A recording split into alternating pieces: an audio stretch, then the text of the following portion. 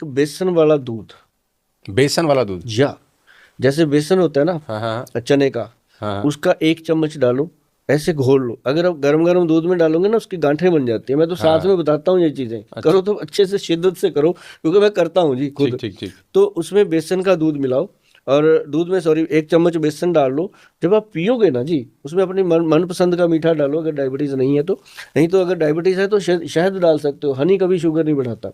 तो वो मिला करके उसको पियो, और जब आप पियोगे ना जी, आपको ऐसे लगेगा रबड़ी वाला दूध पी रहे हैं, अच्छा। इतना अच्छा। और उससे क्या होता है कि हमारा जो जो जितना भी हमने बाहर से धूल मिट्टी पक्की है, गले में इन्फेक्शन हो रहा है, गला खराब हो रहा है, या लंग्स में प्रॉब्लम आ रही है, शरीर के अंदर थकावट हो रही है, बेसन वाला दूध पीने से एकदम